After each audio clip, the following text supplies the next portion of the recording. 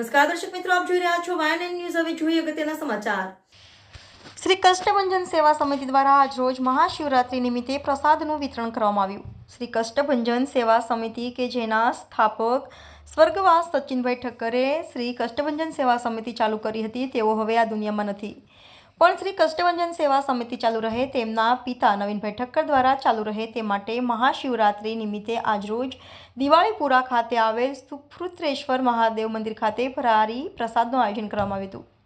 મોટી સંખ્યામાં ભાવિ ભક્તોએ આ પ્રસાદનો લાભ લીધો હતો। દર સાલની જેમ આ સરસ આયોજન કરવામાં આવ્યું હતું, જ્યારે ભારતીય જનતા પાર્ટીના પ્રમુખ ડોક્ટર વિજય શાહ ભોલેનાથના દર્શન કર્યા હતા। સાથે પૂર્વ ધારાસભ્યો સીમાબેન મોહિલે, વોર્ડ 11ના પ્રમુખ જયેશભાઈ પરમાર, વિસ્તારના કાઉન્સિલરો, કાર્યકર્તાઓ પણ ઉપસ્થિત રહ્યા હતા।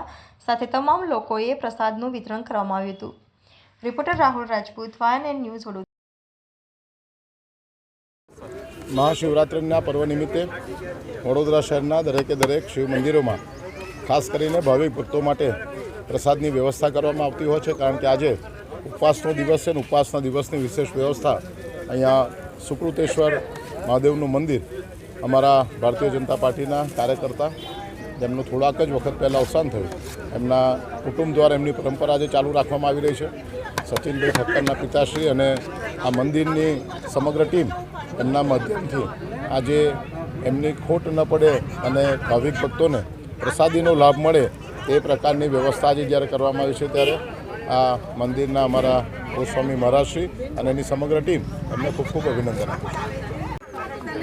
ભારતીય જનતા પાર્ટીના પ્રમુખશ્રી તથા તમામ હોદ્દેદારો આજના મહાશિવરાત્રિ પર્વ નિમિત્તે મારા સન સચિન દર વખતે આ કાર્યક્રમ રાખતા હતા અને આ વખતે એમનું અવસાન થયેલ હોવાથી આ કાર્યક્રમ હું ચાલુ રાખું છું। મારા સમગ્ર ભાઈઓ બહેનો તથા દરેક જણે મને ખૂબ સાથ અને સહકાર આપેલો છે, તે બદલ એમનો ખૂબ ખૂબ આભાર। Subscribe now and press the bell icon. Never miss an update.